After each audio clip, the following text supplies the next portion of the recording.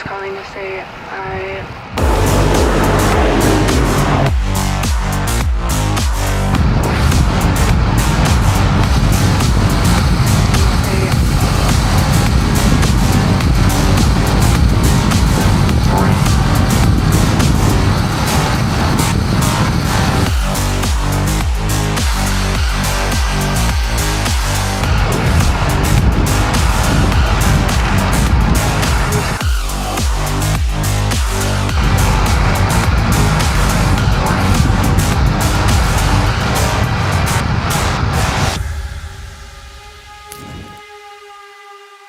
What's going on? Welcome back to a new episode of Zero to Race, and my name is James, and in this series I'm basically going from zero, never having raced before, to trying to be a competitive racer here in Ireland. And I've gotten to a stage where I'm competing well in cycling now at the moment. After about, this is like my 3 weeks now since I started racing, and I suppose 3 weeks since I got my first race win. So things have been moving pretty fast, and I suppose right now as well, where I'm at right now, I'm kind of in a bit of a dry spell with racing. So I've got like 2 or 3 weeks now where I don't have any races coming up. Like I don't have any national races, so C3 races. There is one in Galway, but it's a bit of a trek, and it's a gravel one. It's the Galway Classic. I was going to do that one, but there's such a high risk of like getting punctured and like crashes and stuff. I'm like, it's not really worth me doing the trip up, staying up there and coming back down with a high chance of not even being able to complete the race. So that's kind of out of the picture. So I think my next race is going to be kind of near the end of June. So I've kind of got like a 3-week block now where I can do some like proper training, and I'm going to do some league races as well. I'm going to try and find some league races around the place.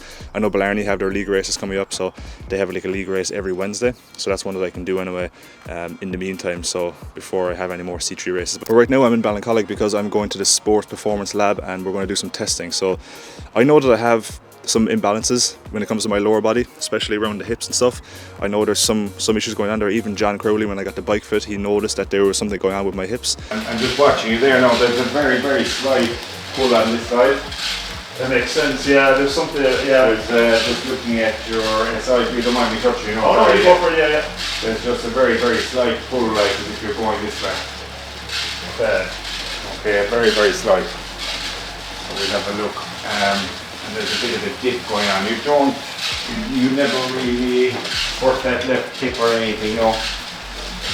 No, but I suppose from training there's a little bit of imbalance possibly in weights and stuff. So he had to make adjustments to the bike based off of those kind of imbalances or something that was going on. So here today in the Sports Performance Lab, essentially what they're going to be doing and what we're going to be doing together is we're going to be testing like my whole body really from a performance point of view. So I'm not exactly 100% sure what it entails. That's why I'm going to bring you along now, and you're going to see exactly what's involved in this testing.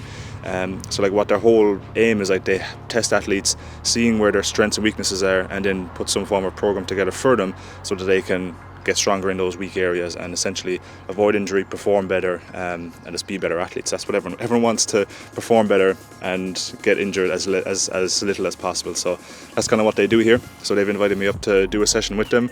So I'm going to go in, see what's going on, and see what I can do and see what I can improve upon, because I'm still at very early days with my cycling journey.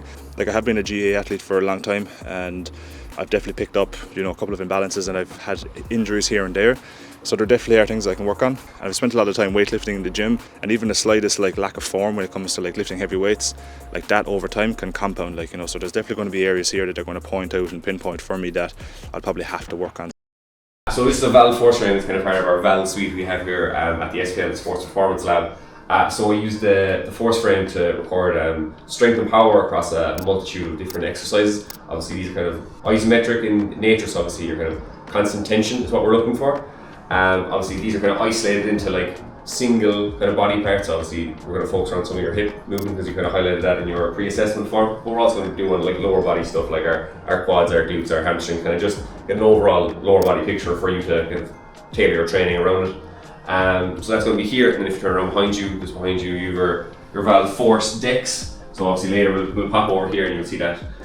We'll do our CMJ, our single leg CMJ, our 10-5, which is kind of our reactive hop test. And that's more about your power and plyometric kind of strength, like how do we convert our strength over here on our force frame into power and kind of explosive movement over here. Sweet. Happy?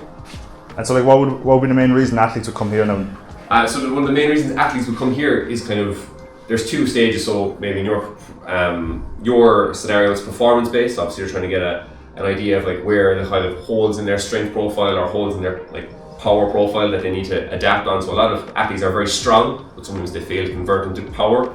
Or other way around, they're very plyometric, fast, explosive athletes, but they tend to be a bit weaker, tend to be maybe, they're naturally quite fast and strong, are fast and explosive, but they tend to be kind of maybe let the gym go a small bit. So it's kind of just to create a more whole profile from a performance point of view. And then from kind of a return to play athlete, which is our second kind of cohort, they're testing at various time points along the year to aid with their physio and kind of pair that together and get an idea of kind of their return to play program. So like even just before we had an ACLer come in, he's just at the 9-month stage, so he's nearly at full return to play. So he was just getting that final clearance of are his asymmetries minimal, is his strength where it needs to be, and then is he converting all that strength into appropriate power. He's not finding any biases left or right based on the injury basically. And then going to bring your two knees into either side. So your first thing is going to be a squeeze test, right? Okay. More towards your groins. These are kind of adaptable tests that everybody can kind of get behind and do. Yes, okay. So for your first test, as I said, it's going to be a squeeze. We're testing on a lot of that groin strength. So you can just relax there across the back. So what we're going to do is for each one of these tests on the force frame, we're going to do 3 warm-up efforts at your own pace, right? Okay. So 70, 80, 90. So think about it. When you're doing this first test, it's squeezing for 3, 2, 1, relax for 5. Then go 80%, 3, 2, 1, relax for 5. And then 90%, 3, 2, 1, relax 5. 3, 2, 1, relax. So look, this is even in that live feedback straight away, like, right? So you can see up here that initial squeeze, and that's just you're testing it out. So you can kind of see you're comparable there, 6% asymmetry, but like minimal enough because you're only warming into it at the moment. So yeah, so even there you're 91, right? So you can see, and I'll let you screenshot away as you need to. Like you can see you're strong in that position. So you're in the top. It says you're 4% asymmetry first, right? You're small but left dominant. Okay. So that's okay. 4% is nothing to really be concerned about. Okay, that 0 to 5 is what we call everyday variability. So it could be fatigue or other things can build into that.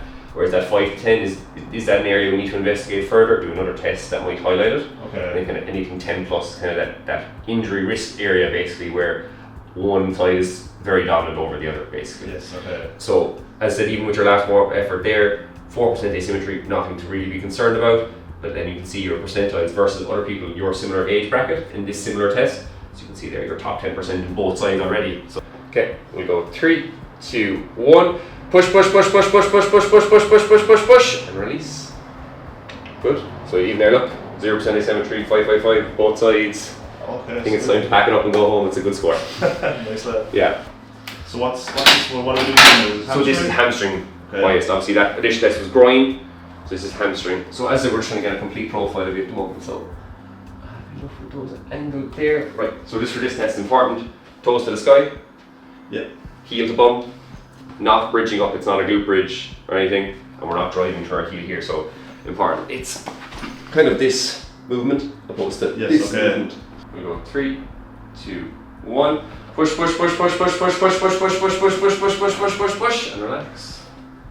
Good. How's that feel though? You'll be seeing stairs after these ones, man. Yeah, it's a humbling experience in general. Like even if you're looking at there, you're above average there, which is good. Okay. Your strength control could be a tiny bit better on the actual curve itself. Oh yes, that's the consistency. Yeah, so obviously what you're looking for is that initial push and then maintenance basically, or building into a constantly. You might see later when we do the calf test, like the calf is such a big kind of muscle that it'll constantly build towards it, where a lot of times you will see here, you'll peak and trough. Now, you did well to be honest, you peaked, kind of came off it, but then maintained afterwards, so like I wouldn't be too worried about it. We go 3, 2, 1, push, push, push. So then we moved on to testing the other leg, and this is actually where it was a little bit surprising. Like, there's a 12% asymmetry here, which is actually, it's quite a lot. I think he was saying like anywhere like below 10% is okay, but if it's above that, that's when you need to be a little bit wary. So like seeing 12% there is a bit, well, not worrying, but it's just something I need to work on. It just shows the imbalance and the difference between both legs and the dominance of the right versus the left. So this side now I was on my side. So these ones are actually a unique one. Like for cycling, you wouldn't really use these parts of the body, really these muscles, like the adductors and the abductors, so like the outside of your hip, outside of your leg, and like the inside, the groin. But this one is the same again, 12% asymmetry, so it just shows the difference between both sides. So it's starting to show here that like okay, there is a bit of a difference between left and right. I knew there was always a little bit of an imbalance, so it's not fully surprising to me, but it's definitely showing now that the facts are here This is something I need to work on. The second most challenging test out of all of this was this exact one here where we're testing the glutes. So the pad right now is on my hamstring. So this feels like I'm going to rip my hamstring off because there's so much pressure going down on your hamstring. You've got to push the pad up, so you're pushing your foot basically to the roof, and it's just like digging into your hamstring. Like I was thinking like, shit, am I doing this wrong? Am I meant to be feeling my hamstring and not my glute? But it turns out the pad was just digging into my hamstring, so there was no worries of injury or anything. Because the last thing I wanted to do was come out of here with an injury or like a pulled hamstring or something. But we're all good here in this regard. And this one is not too bad. As you can see now, it's 2% asymmetry, which is not too bad. Alex and the lads were they were looking forward to this test, testing the quads, because that's probably one of my most dominant, my strongest muscle groups is my thighs, my quads. So this one was essentially just like a leg extension machine. Like you're literally pushing the machine away from you as hard as you can. And like these exercises, they are challenging because it's just you're trying to like put 100% through it for like just a couple of seconds, not that much, like, but you're trying to go all out, and then you're like, in my head there was like a little bit of fear, like, oh, am I going to pull a muscle here? Am I going to do some damage here? But it's just, yeah, it's something you need to put aside when you're doing these. Like, it's just full force, like 100%, and yeah, sometimes you feel like you're just going to like pop a muscle or something, or your bone is going to pop out. You're putting that much force through the machine. Here's just a 1% asymmetry, so it shows that both quads are fairly similar, so it's not too much of a difference in that. After the glute test, this was definitely the most challenging one, was the calf test, because I felt like I was going to tear my calf. This was so challenging.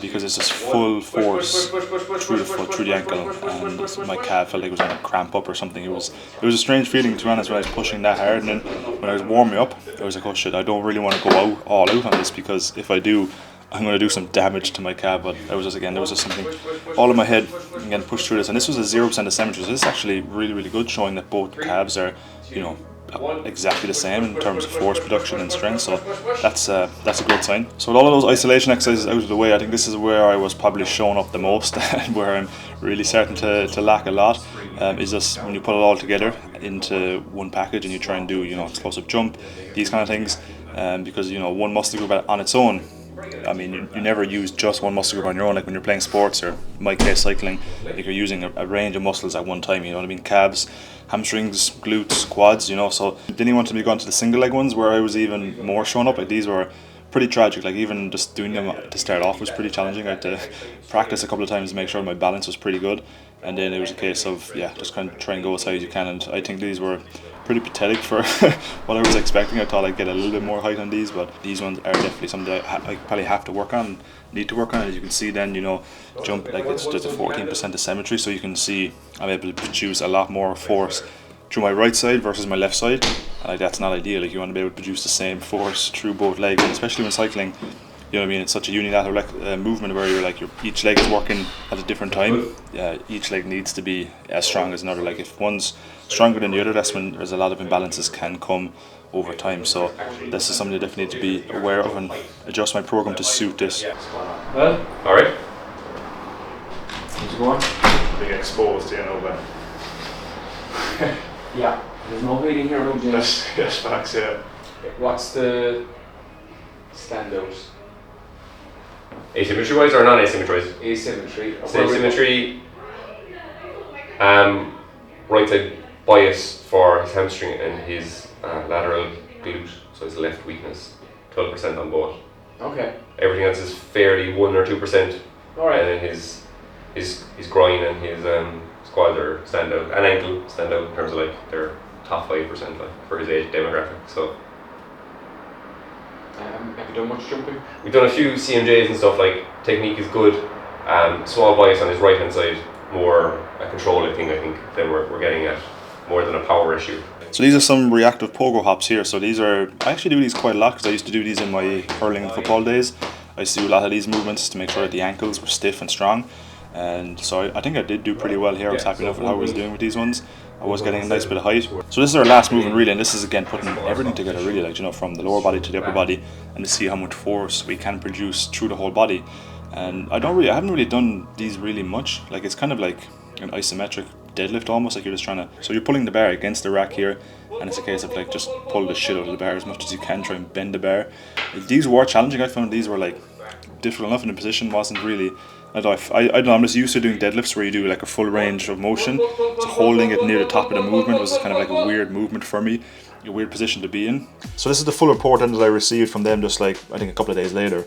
So this is pretty cool infographic that they send over to every athlete once they get done, so you can see exactly, you know, the issues and what's going on essentially with where I'm at. So you see 19% asymmetry, you know, critical left side force deficit. So this is the biggest area I probably need to work on. 27 percentile jump height, probably could be better, but that's not too bad. You can see some other things down here as well. And then the other one, this is a more detailed one then that they sent over based off of, you know, my whole testing.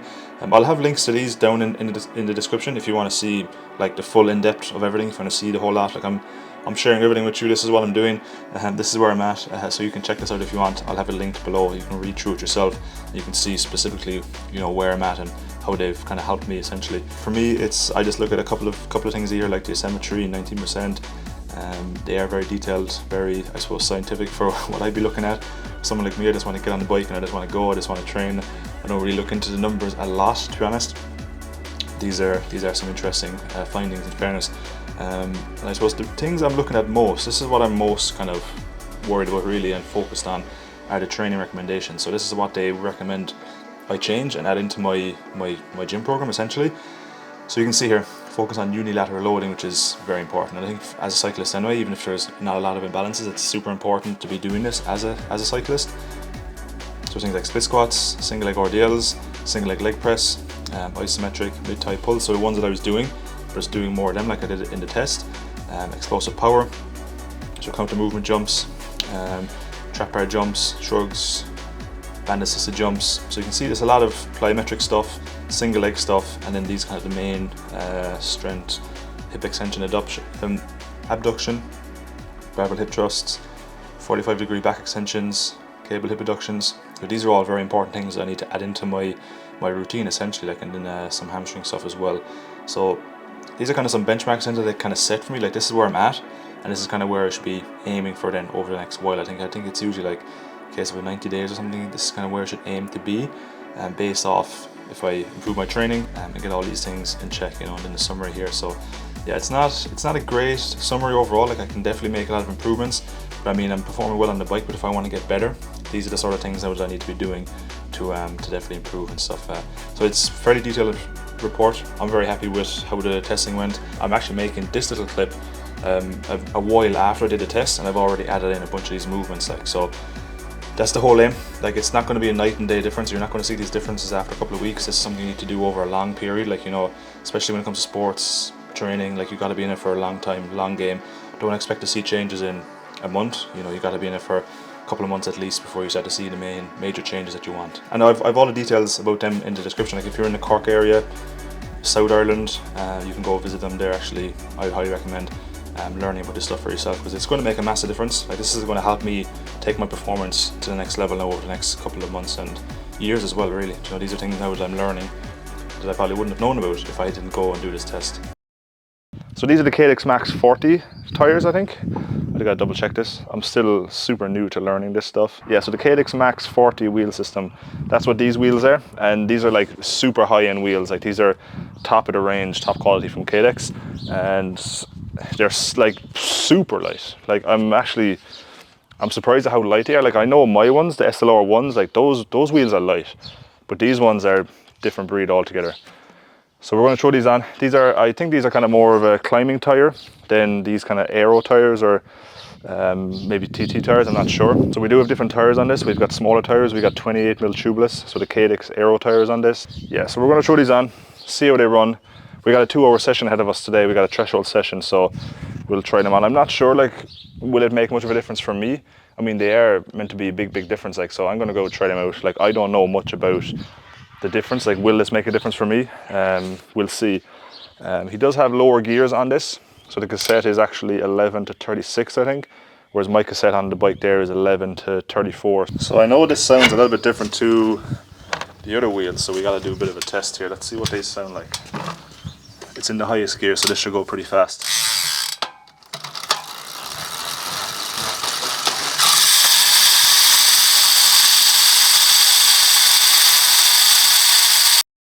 So this is the plan for today's workout. So this is my training peaks for this week.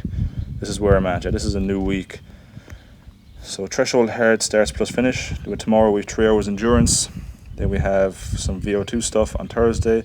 an hour and a half recovery on Friday, endurance with torque efforts on Saturday, and then 3.5 hours endurance on Sunday. So let's jump back to today's workout. This is the most complicated session I've seen on my Training Peaks. It's just a matter of follow the Garmin. It's pretty easy, but there's so many different steps and so many different numbers in here that it's actually quite confusing. So what we have here, so essentially 5 minutes above critical power followed by 8.5 minutes at critical power. So that's gonna be pretty challenging. So warm up, ramp up 4 steps. So 3 minutes at kind of zone 2, 3 minutes at high zone 2, 3 minutes at zone 3, and then 1 minute at zone 4. So that's the warm up. So then the main part of the workout, 5 minutes easy, in zone 2 for 30 minutes, and then we have 3 steps here. So this is the difficult part, and we have a couple of these in here. So 5 minutes at 390 to 425 watts. So that's above critical power, I'd expect. And then 8.5 minutes at critical power, which is 340 to 347. So that's going to be pretty tough. And then after that, we have 30 seconds, pretty much max sprint, pretty much for 30 seconds after that. And then 10 minutes rest, and we do that 3 times. So this is going to be pretty challenging. So I have been fueling a lot. I made sure I got plenty of food in today. It's 6:30 in the evening right now. Ideally, I would have done this in the morning. I like to just train in the morning, especially when it's so hot. There's still a lot of heat off that sun at the moment. So I've a tough enough session ahead of me. I'm a little bit sore after that session today. Not super sore, but I feel a little bit in my hips. Feel a little bit of soreness, because even though I didn't do a big session or anything today at the performance lab, it's still kind of max efforts. And when you're doing max efforts, that's going to be taxing. So that's kind of what I did today. I did max efforts for pretty much every muscle group: calves, quads, hamstrings, glutes, adductors, groins, abductors, and also abductors on the side. It shouldn't affect me too much today. I know today's going to be a tough session, but I'll be grand. We'll be fine. It's just the heat is going to catch me the most. So I've done something different with my bottles. So I have them in the fridge. I prepared these this morning because I knew it was going to be hot, so I was I have to bring cold bottles. So what I've done with these bottles, I got 2 500ml bottles, and in here I've tried something new. Well, because I've had to improvise actually. I forgot to buy carb mix, so I have no carb mix at all. So what I've done is I've used just granulated sugar. I think that's what you call it, just normal table sugar, kitchen sugar, whatever it is. And I've mixed 100 grams of sugar, mixed it with hot water, a little bit of salt, and some lemon juice. So I haven't tasted it. When it was warm, it tasted good. So let's see what it tastes like now. It's actually, that's not bad at all. And it's basically just sugar and lemon. It's just a small bit of lemon juice, not even that much. I usually don't like to train that late because you're kind of wired when you go to bed. So I'm not sure what time it is right now. It is 7 o'clock. So I've got just over 2 hours on the bike. I'm going to be back here at 9 o'clock. And I'm going to try and be in bed by 10, half 10 maybe. So I got to get some food in after the session. And then I got to try and wind down. Let's hope I'm not too wired when I come back from this session.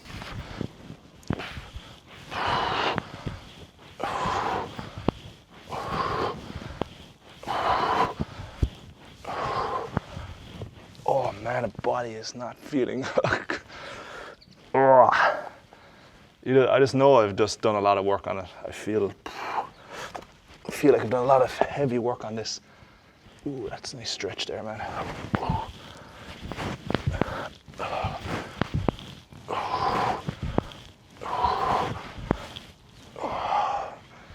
Sunday I did 5 hours endurance out in the heat in the sun, and I've done 5 hours in a long time. Oh, nice stretch. Once we get going we'll be fine. But I hadn't done 5 hours on the bike in a long time, so that was something new for me. Last week was my biggest training week to date. I think 16.5 hours on the bike, which is the most I've ever done. 425 kilometers I think is what I did last week, which is crazy mileage.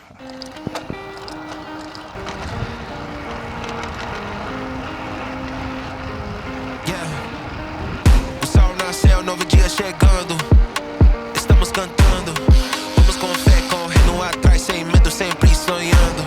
Segue pra frente, bora com garra, assim vamos buscando. Cada momento de pé é uma chance de seguir lutando. Eu não posso parar, meu plano é chegar. No meu destino eu acredito que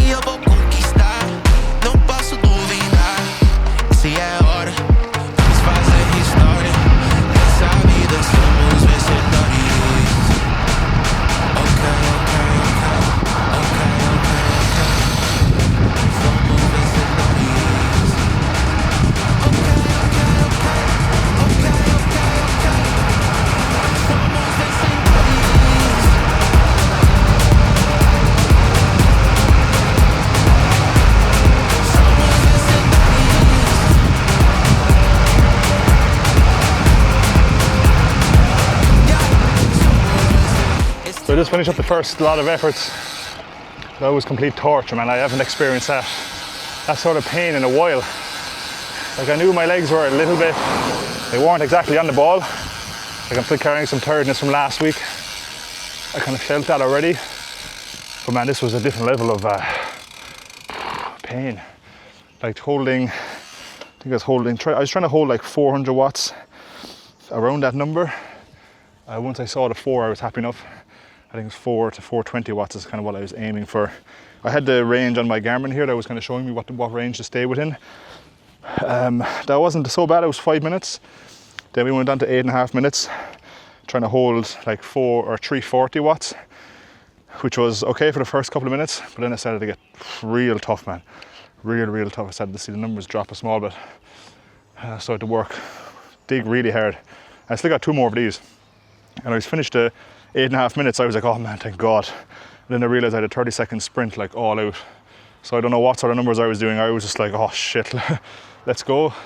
So I did a sprint, but I don't think it was that good. 30 seconds all out was not nice. And then I had a bit of a downhill. I was going on a bit of a downhill. Because I finished 8.5 minutes, I was kind of at the end of the climb. I was like, oh sweet, just enough road with an uphill. And then started doing that sprint, and I went down over the hill, and I just, kind of fucked it up a bit, to be honest.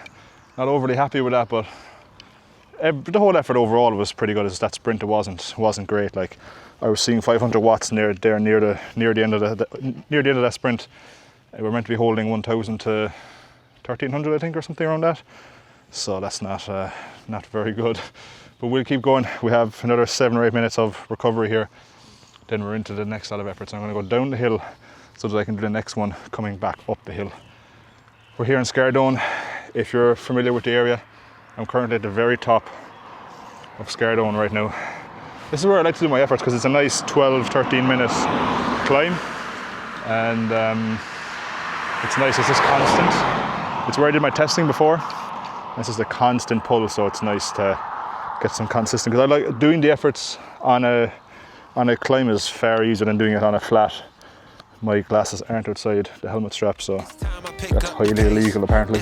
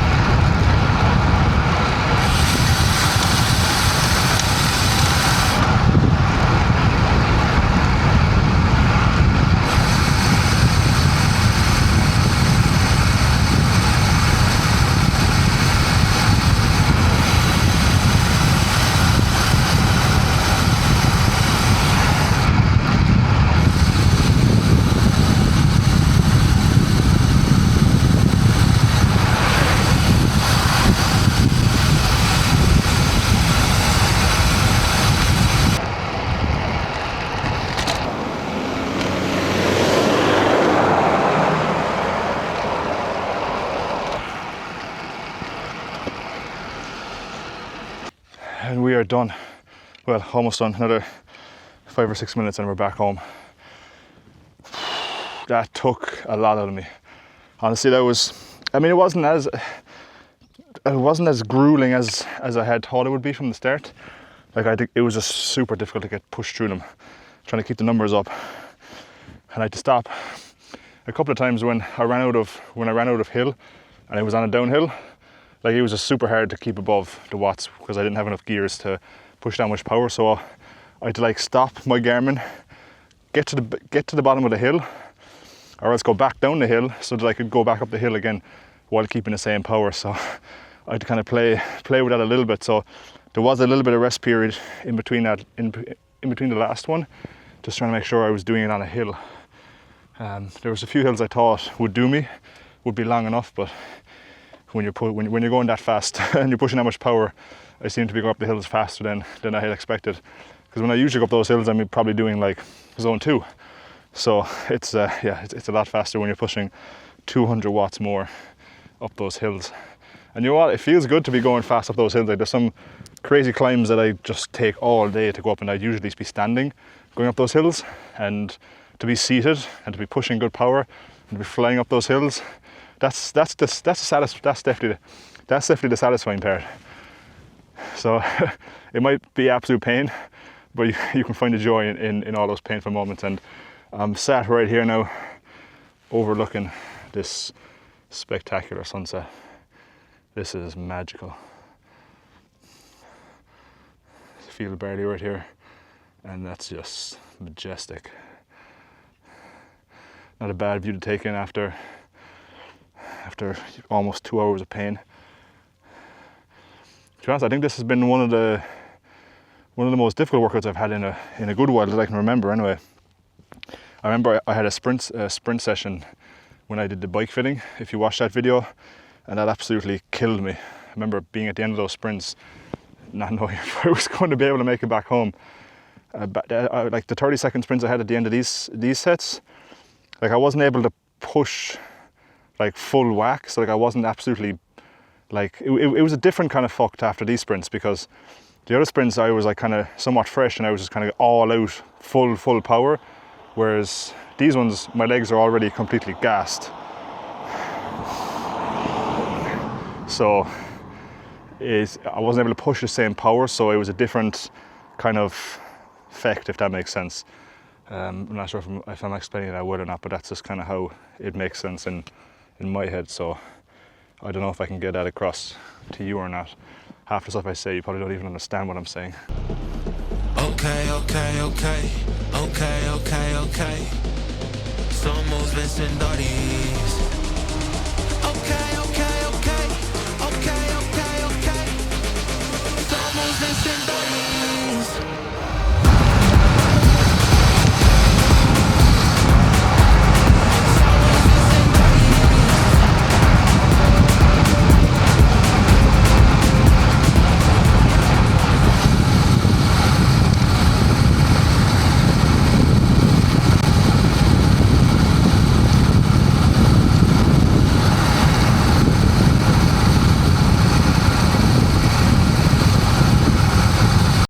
So job done, another session in the bag, and I was, finishing that session felt definitely really satisfying to get that session done.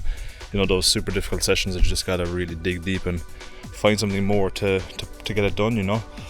Was I super accurate with hitting the numbers all the time? I could have probably been better. There was times I kind of dipped where I should have probably pushed even deeper to try and hold the consistent power. But overall, very, very happy, very, very good session. The legs are definitely going to feel that tomorrow. So I'm not sure if the testing this morning did have a bit of a difference or made a difference to my performance today. There was at times I was really struggling to put out that power. So I'm not sure, maybe it was down to, I was definitely feeling the volume from last week, from the 16.5 hours I did, and then probably the testing on it today. Like yesterday, legs, even coming down the stairs, you just feel that there's some bit of fatigue there and a bit of tiredness there. But yeah, the plan of action now moving forward, essentially, like I only found out today actually when I was up with Owen at the Giant Bike Store in Cork that I actually have 38 points in C3 right now, which is a lot of points, and that means I'm only 7 points away from moving up to C2. So like that's only, I'm not even sure how much points you get. I'd say if I finish in the top 5 or 6 in the next race, then that'll be me up to C2, which is wild. So like the plan of this whole series was to go from 0 to racer, to become a competitive racer, and then at some stage down the line was to go and try and get a podium. Like that was the whole goal of me starting to race. No expectations of how long it would take, no idea how long it would take. That was just the plan. That was kind of the goal and the target to kind of go after, you know, just something for me to focus on, something for me to just set my sights on and to work towards. But we got that done much quicker than I could have ever imagined, to be honest. And like the plan, like if I got a podium, like okay, we have a podium now, let's try and maybe push for a race win. That was kind of the next goal, I suppose, after a podium. But I didn't even think of, I never even thought of trying to win a race. You know, first it was just like, let's get a podium, because I thought that was so far away in the future. I was like, okay, let's try and work towards that. But seeing as we've done that, the plan now is to move up to C2. Like that's the next goal. And I checked my numbers, my rankings with Cycling Ireland like a week ago, maybe even less than that, maybe like 4 or 5 days ago. I checked how much points I had, and it told me I had 13 points. So I was like, okay, I have 13 points, and I need a lot of points now to reach the 45 point quota to move up to C2. So then that was going to be my next challenge, was to, right, I've got to hit 45 points. So that was my plan. I was going to make the whole series about, okay, now it's time to move up to C2. This is me trying to get all the points that I need, and that would mean I would have to do a bunch more races to get those necessary points. But it turns out from the Cork Cup that I did in the recent video, I actually gained a lot of points. So I had 10 points I got from the Canturk race, and then the Cork Cup I obviously got 18 points. So that's a lot of points. So I suppose where I'm at right now is I'm fairly confident I can get those 7 points to get to 45. So I think the next goal now is I'm going to try and win at least another race in C3. That's the next goal, is to try and win one more race at least this season. Like that should be within my capabilities. It might happen, might not happen, but that's my kind of next target now, is to go after one more race win, at least anyways, at a bunch of top 5 finishes, try and get a bunch of podiums if I can. So like I'm probably going to have another 7 or 8 races between now and the end of the season. And there's going to be one more stage race in there as well in Charleville, and I'm just going to try and fit as many races in as I can. Yeah, that's kind of where we're at now. That's kind of the plan of action now moving forward. So I mean, we've went from 0 to racer very fast. We went from racer to competitive racer very fast, and then we went from competitive racer to podium finisher super fast. Like I've got a 1 race win, 1 podium, finishing 5th place finish, and then I got 12th place finish, 14th in a time trial, and 24th in a time trial, and a DNF. So it's not a bad record I have, I suppose. For only after starting racing 3 weeks ago is when I started racing, and it's been just over 12 weeks now since I started taking racing seriously. So since I started properly training to start racing. So I mean, things do happen fast, and I suppose just want to dedicate yourself, and you go all in. You know, that's what I've been trying to do. That's what I've been trying to document here. I mean, it's not been easy. It's definitely not been easy, and I haven't really started from 0. Like I've been involved in sports for a long time. Like, so it's not that I got on the bike as a complete newbie to sports and to performing. Like it's I suppose I've been in different areas.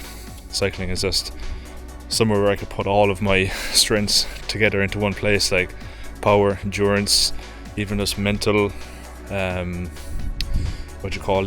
mental capacity too, to be able to, push through pain and, push through in certain time. Yeah, so I'm probably going to leave it there. It's getting pretty late now. You can see it's getting dark. I have to stand facing a certain way so you can see me properly. I appreciate your support. Honestly, it means a lot. Like you watching these videos, and especially watching to the end. Like this, I expect this was a pretty long video, so to be watching till now, I really appreciate that, and I'll see you in the next one.